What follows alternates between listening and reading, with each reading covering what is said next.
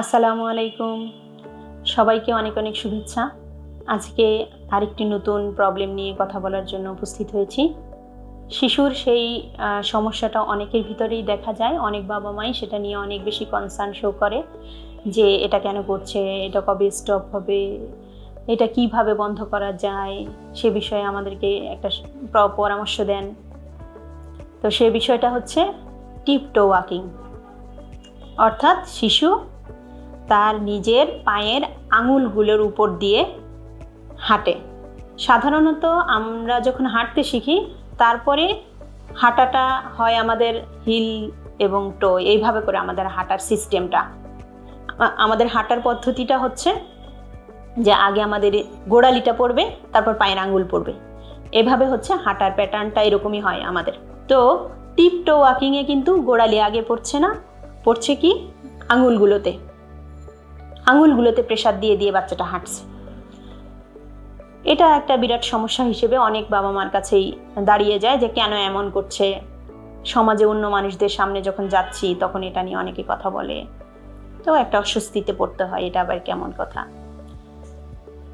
তো বলে রাখি, যখন আমরা বড় হতে থাকি জন্মের পরে, তখন 1-1.5 বছর বয়সে এই যে পায়ের আঙুলের মধ্যে দিয়ে হাঁটা, এটা কিন্তু নর্মাল।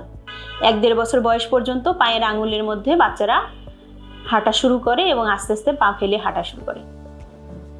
কিন্তু এর পরবর্তী সময়েও যদি এটা না ঠিক হয় যে 4-5 বছর বয়স হয়ে গেছে বা 2.5-3 বছর বয়স হয়ে গেছে, তখনও সে পায়ের আঙুলের উপর দিয়ে হাঁটছে, কিছুতেই মাটিতে গোড়ালিটা ফেলতে পারছে না এবং দিনের প্রায় 75% সময়ই সে এই কাজগুলো করছে, তখন আবার এটা চিন্তার বিষয় হয়ে দাঁড়ায়। তখন আর এটা নর্মাল পর্যায়ে থাকে না, তখন এটাতে কি কোনো সমস্যা হচ্ছে কিনা সেটাকে খুঁজে দেখতে হয়। তো এই ধরনের অনেক বাচ্চা আমরা পাই আমাদের থেরাপি প্র্যাকটিসের সময়। তো কি কারণে আসলে হয় এটা বাচ্চাদের ভিতরে?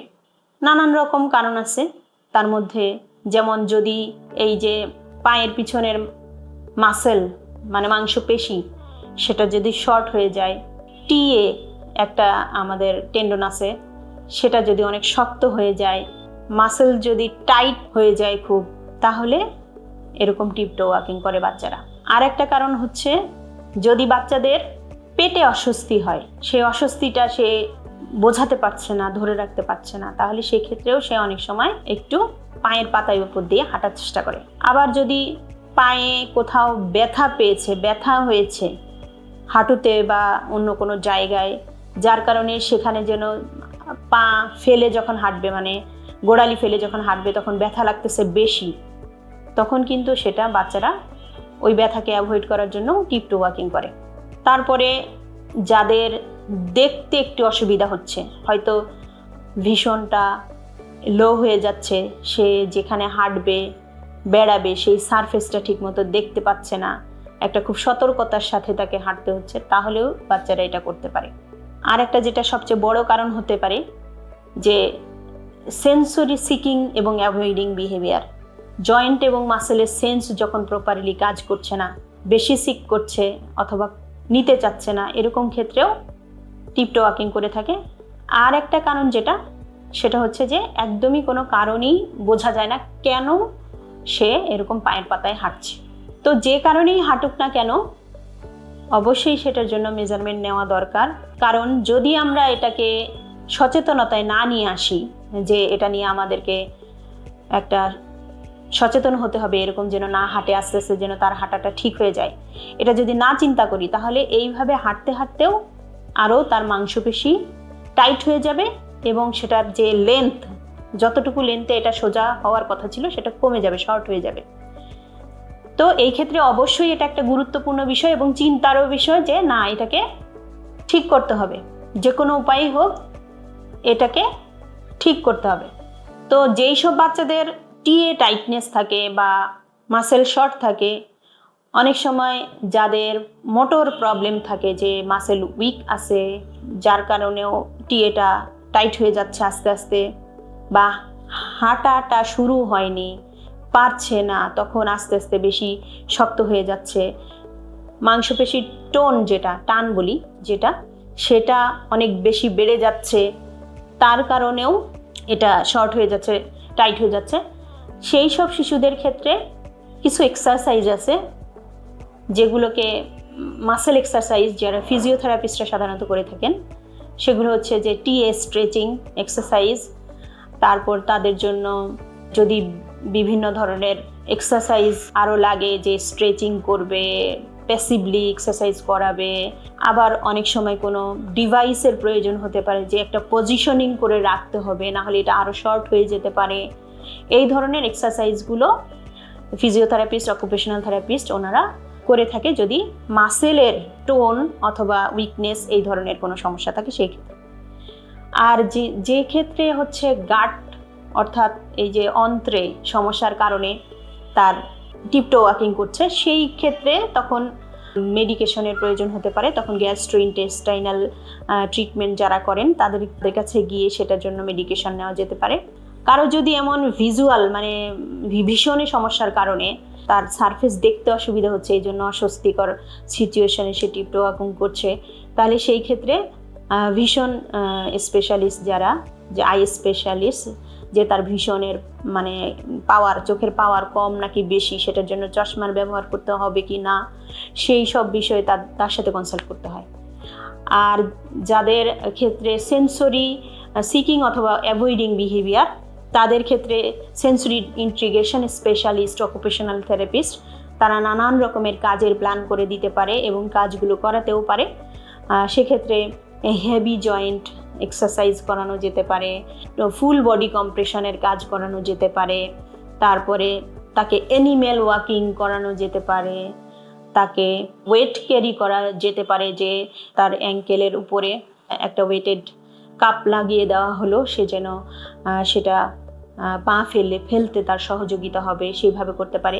তাকে নানান রকমের টেকটাইল স্টিমুলেশন দেওয়া যেতে পারে, যে তার সেন্সরি অ্যাভয়েডিং টেকটাইল স্টিমুলেশনে তার সেন্সরি অ্যাভয়েডিং বিহেভিয়ার, সেজন্য তাকে নানান রকমের সারফেসের উপর দিয়ে হাঁটানো যেতে পারে, নানান ধরনের টেক্সচার সেখানে ব্যবহার করা যেতে পারে, যেমন বালুর উপর দিয়ে হাঁটতে দেওয়া, ঘাসের উপর দিয়ে হাঁটতে দেওয়া খালি পায়ে, তারপরে বিভিন্ন ধরনের নানান রকমের টেক্সচারের কার্পেট বা পাপোশ সেগুলোর উপরে হাঁটতে দেওয়া যেতে পারে, ইটের রাস্তায় হাঁটতে দেওয়া যেতে পারে, পাহাড়ি রাস্তায় হাঁটতে দেওয়া যেতে পারে যেখানে অনেকটা খাড়া উঁচুর দিকে উঠতে হবে। তারপরে ওয়েজেস যেগুলো আছে, যেখানে টোটা উপরের দিকে থাকবে আর হিলটা নিচের দিকে থাকবে, সেখানে মানে পায়ের আঙুলগুলো একটু উপরের দিকে থাকবে এবং গোড়ালিটা এরকম নিচের দিকে থাকবে, এরকমভাবে তাকে হাঁটতে দেওয়া যেতে পারে, যেখানে অটোমেটিক তার টিএটা স্ট্রেচিং হবে। তারপরে তাকে হিল ওয়াকিং প্র্যাকটিস করানো যেতে পারে। কিভাবে? একটা স্কুটার বোর্ডে তাকে বসিয়ে দিয়ে তার পায়ের পাতাটাকে উঁচু করে রেখে তাকে আস্তে আস্তে হিল দিয়ে এভাবে করে আগাতে দেওয়া যেতে পারে। তো এরকম নানান ধরনের সেন্সরি রিলেটেড অ্যাক্টিভিটিস আছে, যেগুলো তার জন্য কোনটা প্রয়োজন এবং কিভাবে করাটা প্রয়োজন, সেগুলো একজন সেন্সরি ইন্টিগ্রেশনিস্ট, অকুপেশনাল থেরাপিস্ট অনেক ভালো পরামর্শ দিতে পারে। আমি যেগুলো দিচ্ছি সেগুলো একদম সাধারণভাবে দিচ্ছি, আপনার বাচ্চাকে অ্যাসেসমেন্ট না করে।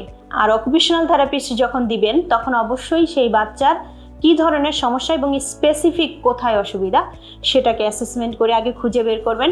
খুঁজে বের করে তারপরে সেইভাবে অ্যাক্টিভিটি প্ল্যান করে দিবেন যেটা আপনার বাচ্চার জন্য একান্ত প্রয়োজন, অর্থাৎ টেলর মেড আর কি, যে আপনার বাচ্চার জন্য এই অ্যাক্টিভিটিগুলো করানোটাই জরুরি এবং সেই অ্যাক্টিভিটিগুলো করালে তার আস্তে আস্তে করে এই টাইটনেসটা কমে যাবে এবং তার টিপটো ওয়াকিংটাও আস্তে আস্তে নর্মাল হয়ে সে হিল স্ট্রাইক করে মানে গোড়ালিতে চাপ দিয়ে আস্তে আস্তে হাঁটা অভ্যাস করবে।